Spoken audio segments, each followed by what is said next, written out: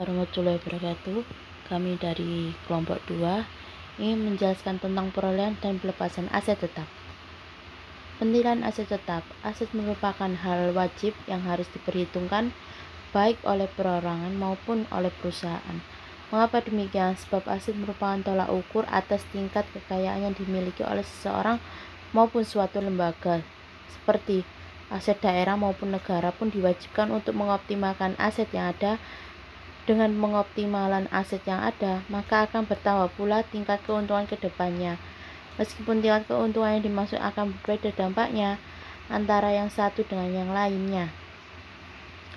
Penilaian aset bisa dilakukan dengan berbagai pendekatan seperti 1. Penilaian aset tetap dengan pendekatan data pasar.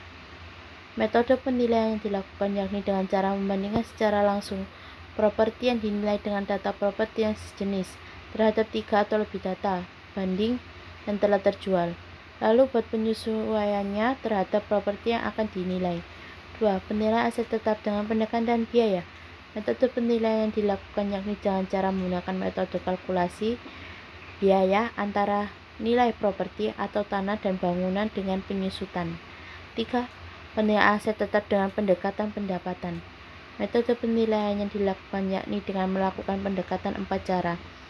Metode tersebut yakni terbagi atas metode diskonto arus kas atau diskon cash flow metode atau metode DCF, metode kapitalisasi langsung atau direct capitalization method, metode penyisaan atau residual technique method, dan gross income multiplier atau GII. Biaya setelah perolehan. Masalah yang muncul adalah pengalokasian biaya ke periode waktu yang tepat. Perusahaan mengakui alokasi biaya setelah perolehan sebagai aset bila biaya tersebut dapat diukur secara andal dan besar kemungkinan akan mendapatkan manfaat ekonomi masa yang akan datang yang mencakupi 1. Peningkatan manfaat ekonomi. 2. Peningkatan kualitas produk atau jasa yang dihasilkan. 3. Peningkatan kuantitas produk atau jasa yang dihasilkan. Ada 4 jenis pengeluaran utama relatif terhadap aset yaitu 1. Penambahan atau addition. 2. Perbaikan atau improvement dan pengganti replacement. 3. Pengatur ulang rearrangement cost dan reorganisasi atau reorganization. 4. Perbaikan kembali atau reverse. Pelepasan aset tetap. Aktiva tetap yang tidak bermanfaat lagi dapat dilepas dengan cara 1. Pembuangan aktiva tetap atau discarding of plain asset. 2. Penjualan aktiva tetap atau selling of plain asset.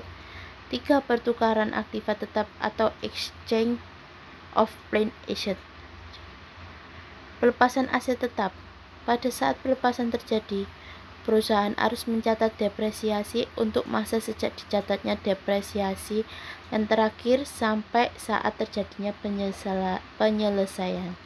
Selanjutnya, nilai buku dieliminasi dengan mendebet atau mengurangi akumulasi depresiasi jumlah depresiasi yang telah dilakukan sampai dengan saat pelepasan.